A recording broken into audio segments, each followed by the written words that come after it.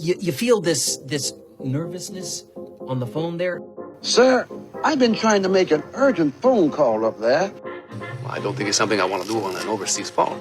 You gotta make some phone calls. Hang up the phone. Prank caller. Prank caller. Ladies and gentlemen, welcome once again to Packernet After Dark. This is the call-in show of the Packernet Podcast Network. If you'd like to call in, if you'd like to participate in the show, please feel free to do so.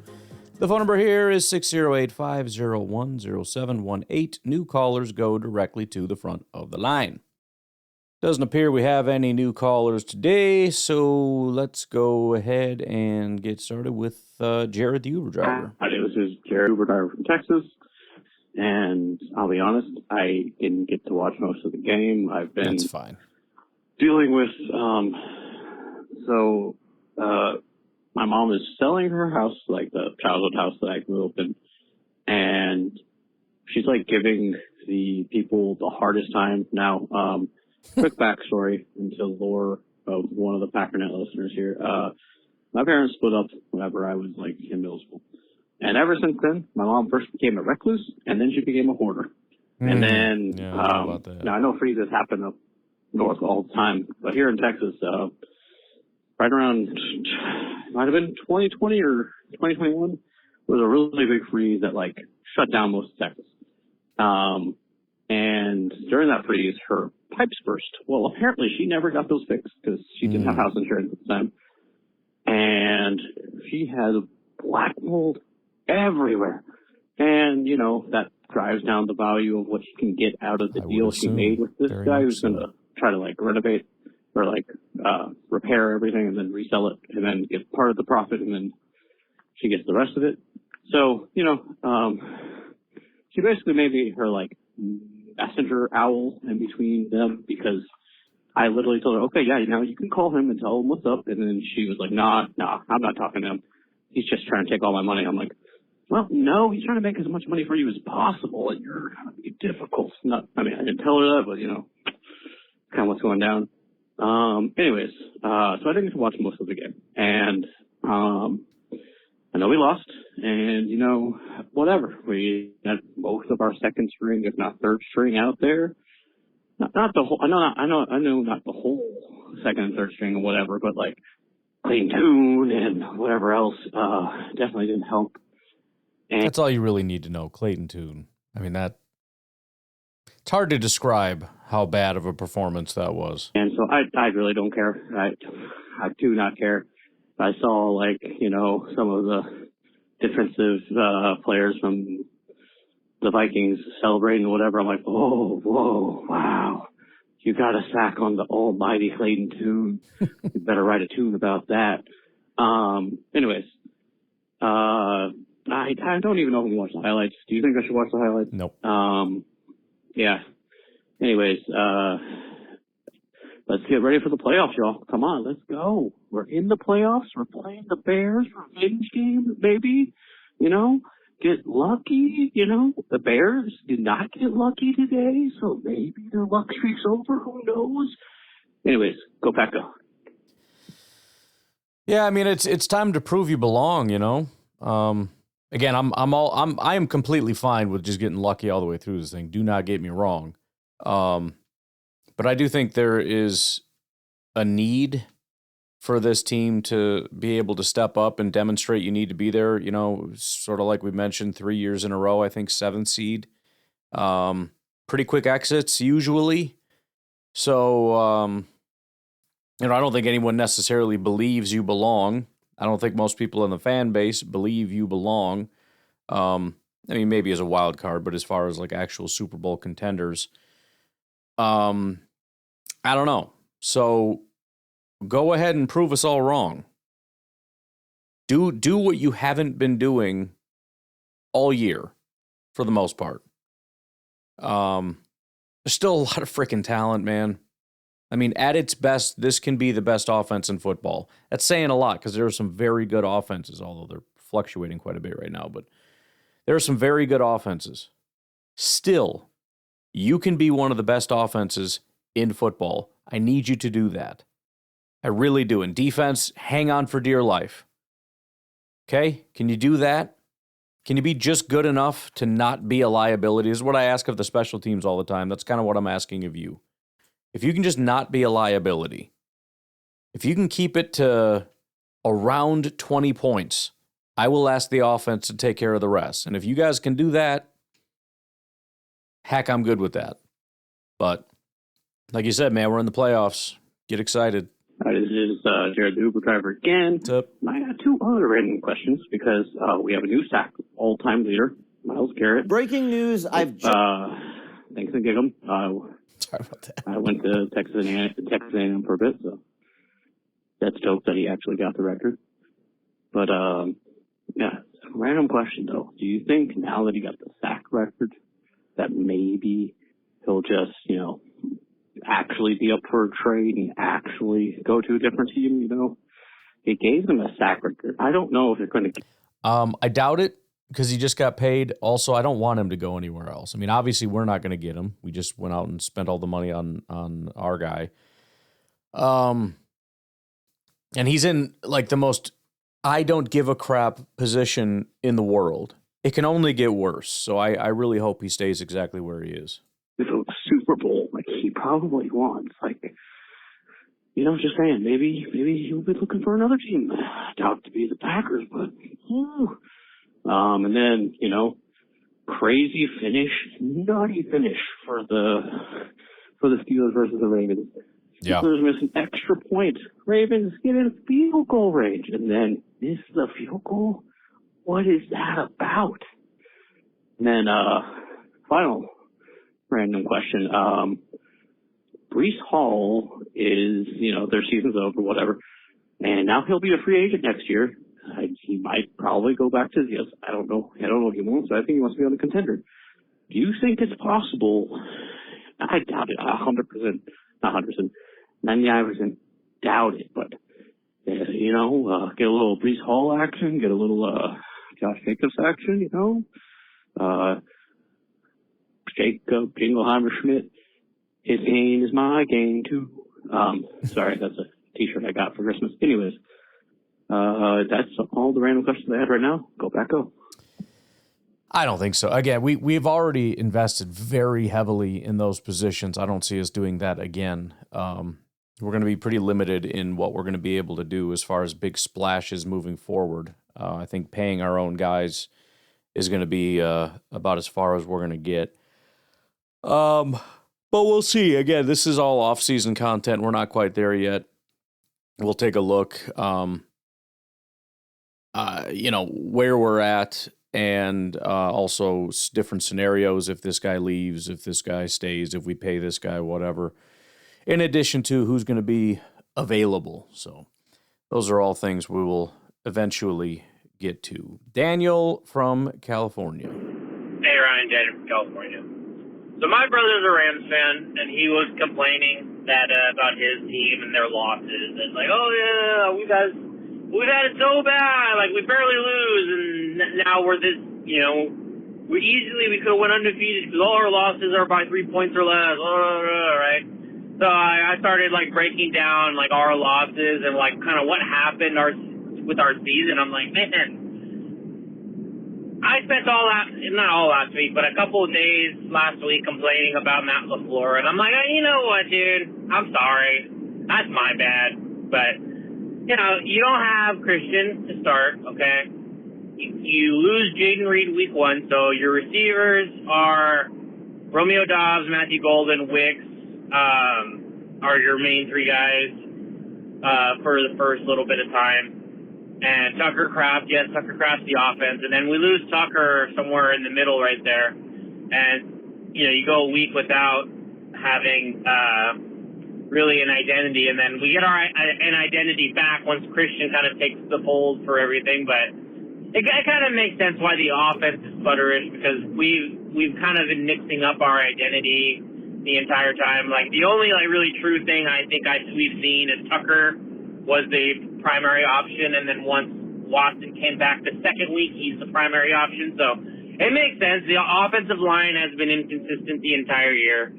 All their plans this offseason didn't work out for how they were going to do everything. They didn't expect Elton to get hurt and Sean Ryan to struggle at both guard, center, and whatever our left guard's name, who doesn't even matter. He's not that good, but I don't know, man. Like, we're still in the hunt. We still have a chance. I just don't like our path, but this is what we've been dealt. I'm not afraid of the Bears at all. But if we win, we have to go to Seattle. Not going to look ahead. Let's go to Chicago. Let's keep Love healthy. I like everything we saw out of the offensive line that was blocking for Clayton Tune. Those guys played a real NFL defense, and they did decent. So they need to look at some of those guys. If any of those guys want to get a shot to play either left guard or center for us, I'm all for it. I know Belton sometimes isn't that good, but I don't know. I want to keep Belton in. If they want to put Monk at center, I'd be okay with it. It didn't look that bad. They want to put any of these guys, Morgan at left guard, whatever. It didn't look that bad. So, but let's go. Well, sorry, Lord, my bad. Go back, go.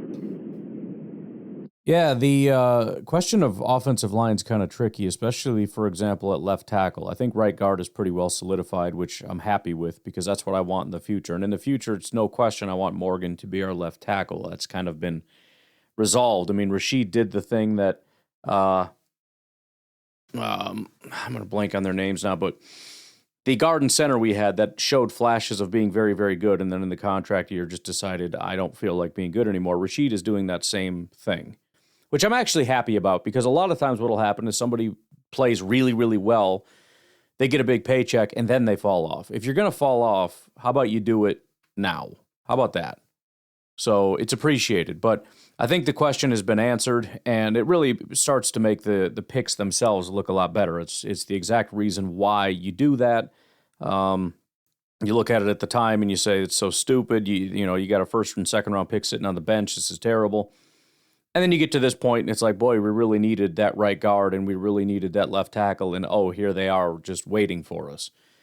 Now they still have to perform, but I'm excited about that for the future. The question is, do I want Rashid or do I want Morgan in this critical playoff game? And I don't know the answer. I think a lot of people are leaning Morgan. I've seen quite a bit of that. I'm a Morgan fan, but I'm nervous. He's only played a couple games there, and they've been And I know, Rashid hasn't been very good, but I mean, if you told me, run a simulation 10,000 times with Morgan or Rashid there, how often does it come out great or terrible or whatever? I don't know who wins that competition. We got all offseason to get Morgan to be that guy, to train him to say, you are the left tackle. We're not screwing around. We're not moving you around 24/7. You're going to play left tackle, and that's it. We move on from Sheed, which I haven't looked at the contract or any of that, so I'm not entirely sure what that all looks like, but whatever. Let's just assume for the sake of argument right now that that's what we do. But, you got plenty of time to work on him for the future. I need to know who is the most ready today. And I don't know that the answer isn't Rashid. I don't know. I mean, I'll leave it up, obviously, to the Packers, and we'll see, and I'll be encouraged if it's Morgan, if they genuinely believe he's the better guy, because the future is irrelevant right now. I just need the best guy to get the job done. And if that's Morgan, great, but I don't know. I'm unsure about that. Hey man, I was just thinking about where we were in the middle of the Denver game, and we were up 10 and everything went wrong, but I was really just thinking about that and a lot of those times, those games where the quarterback just has that, just enough of that speed just to break the pocket, even though Micah was on, step for step with him the entire time, he just couldn't get a hold of him. It's why not just have Micah just line up in a spy? I don't know if we can get just another disruptive defensive tackle in free agency or the draft, just to have somebody that could provide a little bit more interior pressure. But if you just rushed 3 and had him as a spy against Caleb, against Bo, against Tyler Huntley, Like that, that could have, been the difference. But obviously he wasn't there for the Ravens game, and Tyler Huntley wasn't the problem. Apparently Derrick Henry's really good, but I don't know. Like, it's so weird, especially with like these elite offensive lines that like I know that he could beat anybody on any given play, or even just he could be the interior pressure, and then you have somebody, you rush 3, put Micah as the interior pressure, and have Cooper as the spy. But I think we need to just show 5 and 6 and drop out and rush 3 with a spy, is I think what we need, and we just need fast guys that like just dedicate their angles. We'll see what happens this game, because obviously there's no Micah Parsons, but next year I think that should be like something these guys should highly consider. I'm not in the room, so I know what I'm saying out into the ether doesn't matter, but hopefully somebody thinks about it. But I'm excited. I don't think the Bears are all that good. I think they just have this scrappiness to where like they like can't let a game not be close. But both games we were clearly like 2 scores better. It's just our sloppiness like kept them in the game, and it seems like if you like leave it like too close to where there's something that they could capitalize on, they just will.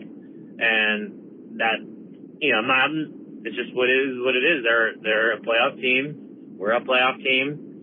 I think our talent and our floor is higher, even without Micah. It's just these guys, they just have this mentality where they can pull. They believe that they can pull it through no matter what. So we gotta just wrap it around their neck and just choke the life out of them. They need to know this is our division. Go Pack, go. Yeah, I mean, you said it exactly right. It's our sloppiness and their scrappiness. And as much as I despise the Bears, I like making fun of them. It is incredibly admirable what they're able to do. I mean, the first 3 quarters are dog crap, but their ability in the fourth quarter, after enduring a massive, 45-minute or, 2.5-hour in real time beating, to dig deep and say, okay, enough of this crap. It's time to go. And just go all out psycho mode. And not just like a guy. It's not like Caleb just kicks it on. Offense, defense, special teams, everybody. It's like something just clicks. So I don't know what that is. It's a really weird thing, and it's shocking how consistent. It's like every single one of their games, at least for the second half of the season, maybe the whole season, I don't know, but freaking wild that they're doing that. But yeah, you very rarely watch a game and are like, the Bears are just the better team. They were not the better team against us. They were not the better team against Detroit. They were not the better team against the 49ers. I mean, they led comebacks and almost won, but you watch it and they're outmatched. They're outmanned. They're just not as good. But at the end of the day, it's just about wins. So you still have to find a way to win. All right, let's take a break. We'll come back. We got a bunch. Chris from Alabama. We'll be right back.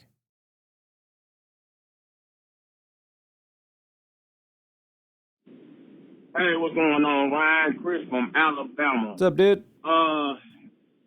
Just wanted to wait till after the game. Really wanted to try to get this call played. If I don't hear it in the next couple of days, I'll probably call. Well, if I don't hear it by today or tomorrow or whatever, I'll probably give a call back. And I really want to get this played, and I really want this to be heard, because these last couple of weeks I just been sitting back watching and trying to just stay cool and calm and collected about the situation, but it's done got to the point that it kind of has pissed me off. The fan base, this fan base, I don't know what to say about this fan base. This is going to probably be an unpopular opinion, things that I'm about to say, but I just feel like they need to be said, because I just feel like at the end of the day, this fan base, we acting, and I say we, but I'm not really talking about me, but I want to say we. So when I say we, I mean you people. All our Packer fans. You have to like spoiled brats, man. We need to calm this this stuff down. I almost curse. Try not to curse. Appreciate We it. need to calm this down for real. Like, this done got all the way out of hand. Like, we up here boo-hooing and sobbing, kissing, moaning, complaining about what? Going to the playoffs every year? Being a consistently good football team every year? Why are we sitting up here complaining about going to the playoffs every year? Like, this don't make no sense. It don't make no sense to me. Like, well, somebody to say, what we gonna do? We're just gonna be satisfied with going to the playoffs every year? Like, we just go to the playoffs every year. Boo-hoo, stop. Okay, we go to the playoffs every year. You know what? Nope. We don't need to be satisfied about it, but guess what? I'm very grateful that we have the opportunity in the dead almost every year. In 30 years, I know we have not missed the playoffs over 10 times. We couldn't. Correct me if I'm wrong. I don't have stuff in front of me, but just thinking back of my Packer fandom for the past 30 plus years, I can't count 10 times that we missed the playoffs. And we got fans up here just complaining about missing the playoffs, giving up, oh, the season's over. Everybody want to start talking about draft. Why are we draft? You want to talk about the draft right now? We got a game next week in the wild card round. But everybody want to talk about the fucking draft? I'm sorry. The freaking draft? Like, what are we doing? We got 3 minutes. We got a lot of 3 minutes, dude. He is hot. Thanks. Like I was saying, we have a wild card game against I don't mean that in any kind of weird way, all right? Nobody clip that. the Chicago Bears, team that we should have swept, but we melted down at the end of the game and gave that game away. Let me be clear. We did not lose that game. I'm sorry. They did not win that game. We lost that game. We lost. So we can very well go in here and beat the Bears. I'm going out and calling it right now and saying that we are going to go into Chicago and we are going to beat the Chicago Bears and send their asses home. I am confident in that. But what do I hear everywhere I go? And even on, hey, look, on here, on social media, everywhere. Oh, you know what I'm saying? I guess it's going to be, that's a wrap. I guess the Bears are going to put us out. Like, I ain't got no hope. Like, we had them beating our quarterback got hurt and our backup was in. We gave the game away. Like, come on, guys. Like, we got a wild card game. We're in the playoffs. We're in the playoffs almost every year. And another thing I want to talk about. How in the, Jesus Christ. How in the world and you still can't say Matt LaFleur would have missed the playoffs the last 3 years, if it wasn't for them adding the 7th seed. It's stupid, and I'm going to tell you why. The NFL has evolved over the years. The NFL has been around 100 plus freaking years. Have they always had 16 game seasons? No. They started off, I believe, if I'm not mistaken, with 12 games. If not, they went to 14 games. Trying to remember way back, because that was way back before my time. I do remember that they had 14 game seasons. Might have had then less they than went that. to 16 game season and ultimately a 17 game season. And if I ain't mistaken, they started off with 4 teams in each conference, went to 6, and now it's at 7. The reason they went to 7 had double-digit winning teams missing the playoffs almost every year. So counteract that, add another team on each side, take away a bye. No problem with that. That's an evolution. Teams getting better, records are getting better. You need to add another playoff team. Money involved, of course, too, but teams were getting. Part 3. So they added an extra playoff game. to say that's because we made the playoffs at the 7th season in a row over. They added it. They really technically, Matt LaFleur and technically the Packers would have made the playoffs because we're always the 7th seed, and it's really not okay. Okay, let me give you an example then. If we're gonna say that about that, are we gonna disregard Barry Sanders' 2,000-yard season, Terrell Davis' 2,000-yard season? Who else? Chris Johnson's 2,000-yard rushing season. Are we gonna disregard that? Because if they still had 14 games, the only person with 2,000 yards would have been O.J. Simpson. So O.J. Simpson did it in 2,000. He ran for 2,000 yards in the season when they had a 14-game season. Everybody else did it in 16 games. So we're gonna just discredit every other running back that ran for over 2,000 yards because they had 2 extra games.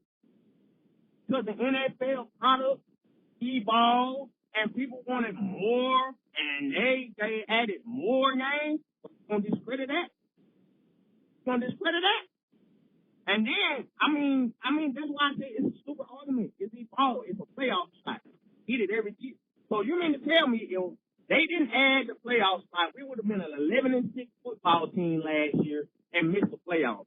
An 11-win team would have missed the playoffs, which happened with New England the year that Tom Brady got hurt. Which is probably why they started adding it, because of stuff like that.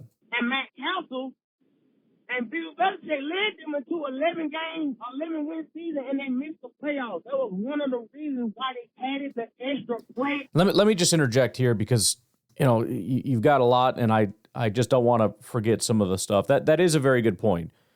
And this is my overarching issue with a lot of the discussion about why Matt LaFleur should be fired, is that it's very vague, and it's just like slogans, but it doesn't look at the context.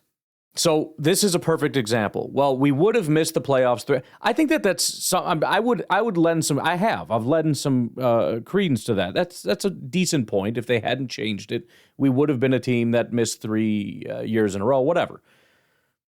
The deeper context is they were an 11-win team last year, and they did it with a hurt quarterback like the entire year. That's incredible how good that is. It's incredible. But because of these weird little slogans about, they were a 7th seed, they were this, they were that, it's a technicality. Yeah, but what if they didn't add the 7th game? Okay, what if we weren't in the NFC North? We would have won the division in like every other division. So you can play the what-if game in a lot of different directions. I think a lot of other things, like, we're a 7. Do you really believe we'd be in this position if we didn't lose Tucker Kraft and Micah Parsons? And I know everybody has injuries, but those are shockingly massive injuries. And, it's like last year losing Jordan. And this year, again, for a while, losing Jordan. These aren't just like, the Bears, they lost their linebacker for a couple weeks. In no way does that compare to Micah for the season, and Tucker for the season, and Wyatt for the season. You look at the injuries that have mounted up. And that's the other thing when you look at the context. I'm willing to play the what if game because I think it's a fair question. But if we're just going to judge Matt LaFleur by injuries, that doesn't seem like a really quality way to judge Matt LaFleur. If we acknowledge that, yes, we would have been a Super Bowl caliber team if he didn't lose all his most critical pieces, but he did, therefore he's not, well, then we're not really judging Matt LaFleur, are we? We're judging what Matt LaFleur is after he loses all of his pieces. We're judging Matt LaFleur last year by what he did, and we always move the goalpost, right? 11 wins, that was pretty good, right? Yeah, but you're a 7th seed and you didn't win the division. Oh, and look at your division record, it's terrible. Are you serious? You're talking about 13-win football teams. Well, I don't like to look at it that way. I'd rather look at it as the division, and you didn't win the division. So we always twist things a certain way to get a certain result. But I don't think it's... I think you have to twist things to make it negative for Matt LaFleur. I really do. And again, a lot of the stuff that we hear, I shouldn't say again, this is on tomorrow's podcast, but you talk about the predictability of the offense. I don't think you know what you're talking about. I think you know, I think you think that he's predictable. I don't think you know that he is. And I don't think you can prove that he is. In fact, tomorrow I'm going to kind of prove to you that he's not and that you don't know what you're talking about. It's funny because I had somebody just recently comment about the exact same thing that somebody else said that I went through. So I'll have that exact example. Let me ask you now. It'll be a test for tomorrow. 4th and short, 4th and 2 or less. What's Matt LaFleur going to do? You answer it. We'll see what happens. But yeah, I mean, it's not that I'm not willing to have the discussion, but I'll turn it back over to you. But especially the first part, you are 110% right. The moping and whining, and I'm willing to listen to it, but it gets to overtake and dominate the discourse when, like you said, we got a freaking playoff game coming up. And that's why I've kind of been pushing away some of the off-season stuff, because it's like, that's a great question. Let's talk about it later. That's a great question. Let's talk about it later. We have a playoff game coming up, and I do think the general discourse, and I'm probably guilty of this too to some degree, is like, yeah, we got a game, probably not going to win. If we do, we're definitely not going to win the next week. So anyways, it almost feels like the Week 18 game. It's a game, but we know how this is going to go. It's not going to go great. And I can't remember the last time we had a playoff that was like that. There was even some reason for fake pessimism in previous years, like, oh, that we really ramped it up the last 2 games or something. There just isn't any of that right now. All teams in the first place, you had 10 and 11 win teams missing the playoffs.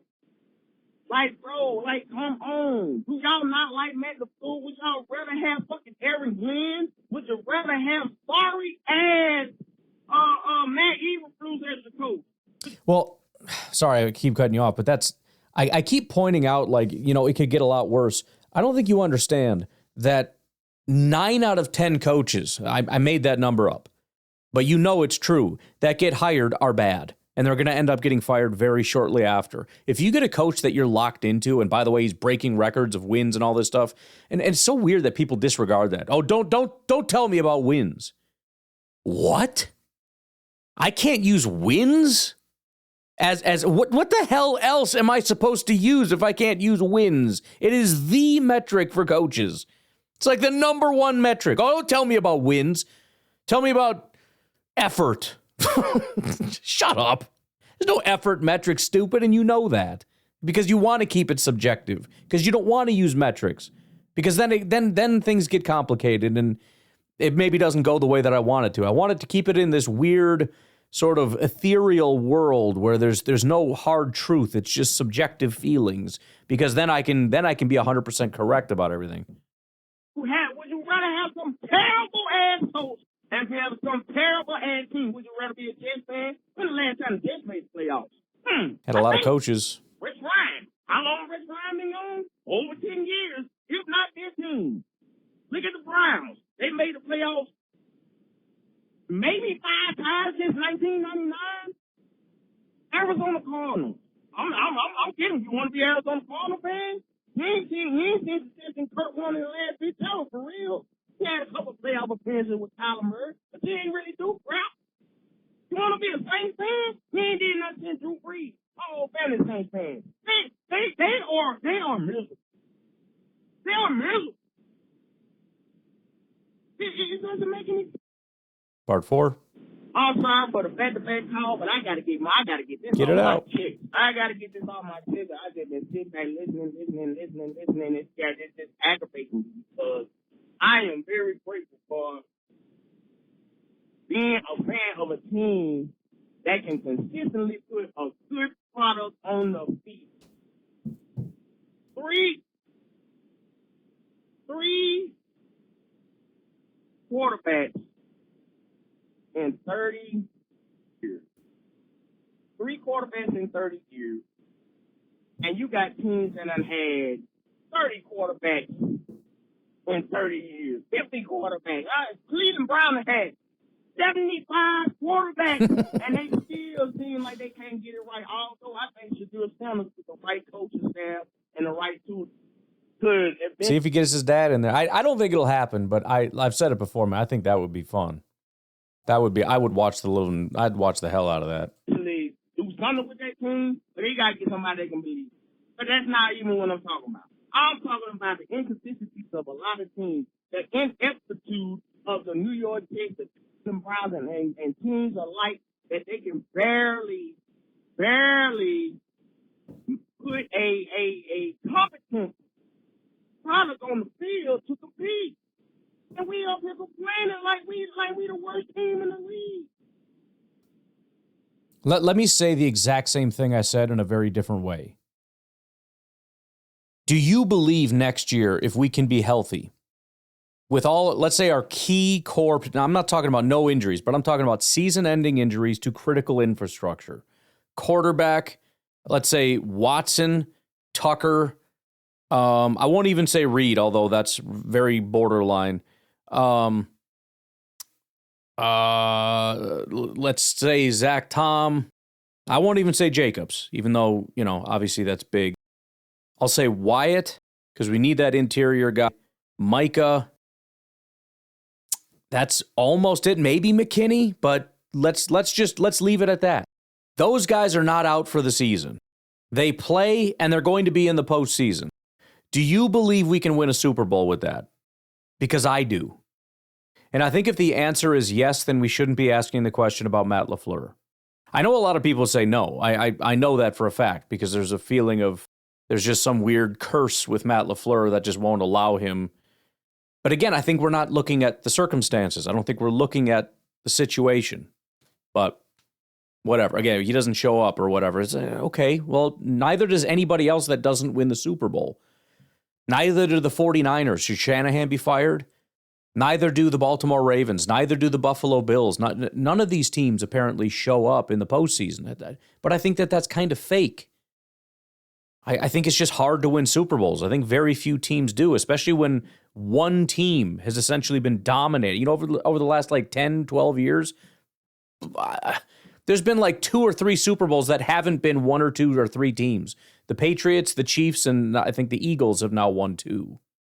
You look back over the last 12 years, that's almost every Super Bowl we've seen. So everybody else has fallen short. Everybody else is a failure.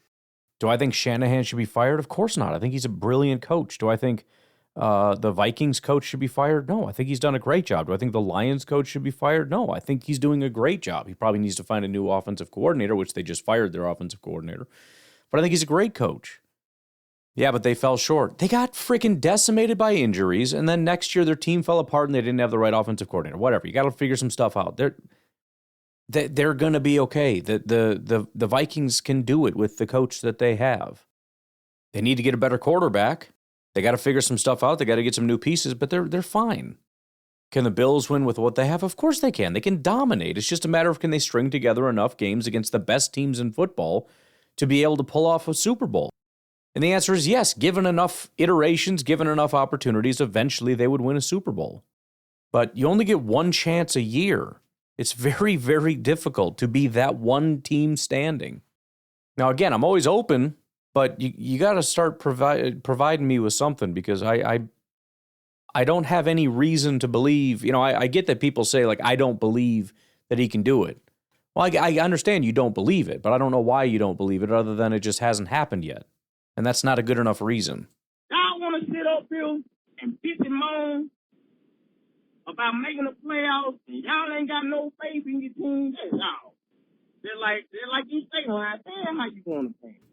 But what I'm saying is, all this boo-hooing and woe is me crap for some stuff that for some stuff that I'm stuttering, I'm pissed off. Because it pisses me off. To be complaining about making the playoffs baffles my mind. When you got fan bases out here that haven't seen the playoffs in decades. Yeah. It just don't make no sense. But well, and it is funny because people outside of Green Bay, I mean, it's really just a Packer fan thing. People outside of this they have no idea what we're talking about. I saw that just today.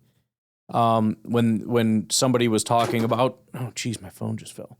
Somebody was talking about whether Matt LaFleur should be fired or not, and the guy was like, I will never understand this Matt LaFleur discourse. I don't know what you guys are talking about. It's a very uniquely Packers thing, but I mean, even Bears fans will, as soon as they talk about it, like, I mean, not so much anymore, but Lions fans or something, like, dude, we'd snatch him up in a second. Are you kidding me? Like, please fire him. Please fire him. It's only Packer fans that are upset that we haven't won a Super Bowl yet that are kind of doing that thing. That thing of he needs to go because we haven't won it yet. So I'm oh shoot, you weren't done yet. I'm with you. And woe is me crap for some stuff that for some stuff that I'm stuttering, I'm pissed off. Because it pisses me off. To be complaining about making the playoffs baffles my mind. When you got fan bases out here that haven't seen the playoffs in decades. Like it just don't make no sense. But we need to chill out. Let's get behind this team. Let's go ahead and make this run. Let's go ahead and make some history. We can make history. History is always can always be made for the first 7 seed to win a playoff game. Why we can't be the first 7 seed to go and win the whole thing? Why we can't do that? We can. Now, do we got injuries and all that good stuff? I get it. Yep. Do we have a lot to overcome? Yeah. But I think we have enough to get done as long as we can do what we got to do. And I really wish everybody would stop talking about the coach being fired or the team's not this or the 7 seed was there because it doesn't make any sense, man. I ain't going to call back no more. Go back, go, man. I'll talk to y'all later in time. Not quite done yet. Chris from Alabama. Hey, what's going on? One more thing, man. One more thing. Okay, I'm thinking I'm good now. I think my Bluetooth back came on. One more thing. Matthew Golden, this gonna be unpopular. This gonna be unpopular. This gonna be very unpopular. Oh my. Matthew Golden. I'm about to go ahead and say it. I know a lot of people like to disagree with what I'm about to say. Matthew Golden's pick was a glory pick. Glory pick. Glorified pick, however you want to say it. I'm going to tell you why. In Green Bay, got the draft. Mark Murphy on his way out the door. You know what I mean? And then he come up there, the first round pick, telling him about the prestige franchise, all that good deal. And then just comes out and the first time in 22 years of playing, and then the crowd just goes insane because that was a fan pick. I feel like we had no business getting a wide receiver in the first round. Now, if you wanted to get a wide receiver in the later rounds, I would have been cool with it. I feel like our wide receiver core could have get better. Absolutely, you can always get better in every area. But the need is rearing its ugly head now in the cornerback room should have been addressed, or at least a first round offensive lineman again swing on that. It looks like we done missed on Morgan. I ain't gonna say it's a bust just yet, but it ain't looking too hot. I'm just being honest. But cornerback, edge rush, defensive tackle, that's really its ugly head. All this stuff that was of a need. I get the draft forward and get the best player available, all that good stuff. I just really feel like I don't really remember the draft forward at the time, how it went. I don't think that was the best player available at the time. My mistake. He might have been the best wide receiver available. I don't think he was the best player available. I think it was a glory pick. And Matthew Golden is not getting the opportunity that everybody wants him to get. And I know everybody mad at Cinefish on how he said that, it's a lot of model feet, blah, blah, blah. That was a nice way. I feel like it was a nice way of saying Matthew Golden is not grasping the offense like we thought he was, and it's going to take some time. That's all I'm saying. But I do think that was a glorified pick. You want to argue about it? Let's talk about it. Okay, go. That's all I wanted to say. I'll be y'all later. I was muted because my kids keep coming in here. I think you're right. I've been kind of dancing around it, but kind of saying it at the same time. I think the coaches are all dancing around it too. I don't know, which is why I don't want to say it outright, but the coaches are taking the heat. And they're taking the heat from the fans because they're not going to throw Golden under the bus. But like I've said, if they're not scheming Golden and Jordan is choosing not to throw to Golden, we all are very protective of Golden as though like, well, he's good. Everybody knows he's good. So somebody else is failing. Maybe that's not true. Maybe it's not that he's not talented, but like you said, he's not grasping the offense the way that other guys possibly are.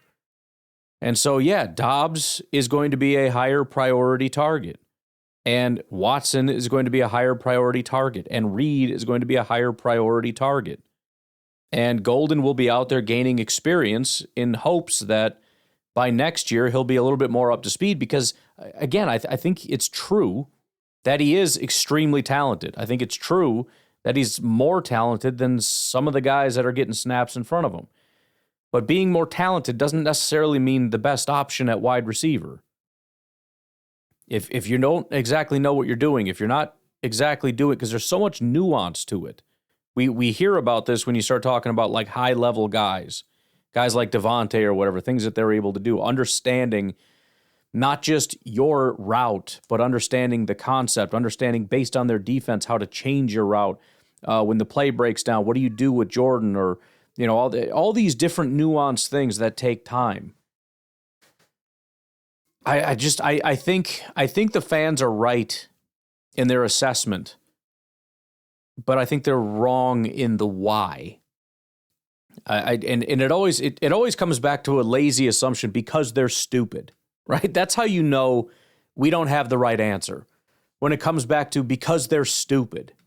Okay, well then I guess you don't know either because that doesn't make any sense and you don't know what you're talking about. All right, I'll tell you what. Usually we would take another break. We're pushing about 50 minutes, so I think we'll just probably call it right here. We'll do the one break. Appreciate all the calls. Appreciate you, Chris, for that kick in the frickin' pants. It is time to wake up, man. Like I said before, we got an entire offseason to piss and moan. There's no reason to start 2 weeks early. Start talking about the season's over. We can do that when the season's over. And we'll talk about the how and the why and the solutions and all that kind of stuff. We don't need to do that today. Hopefully we won't need to do it at all because we will have won the Super Bowl. But anywho, you all have a good rest of your night. I'll talk to you tomorrow. Have a good one. Bye-bye.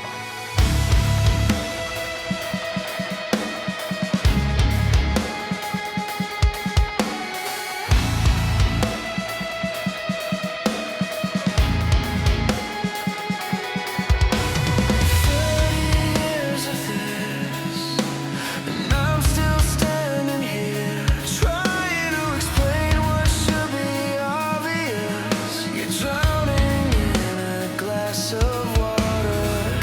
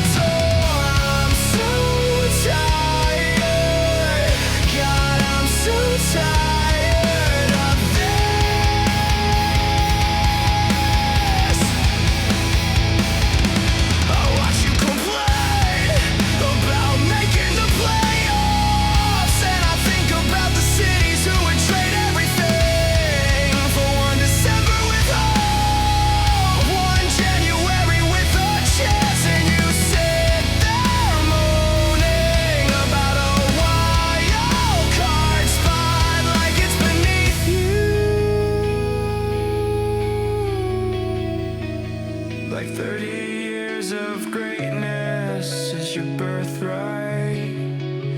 Like you earned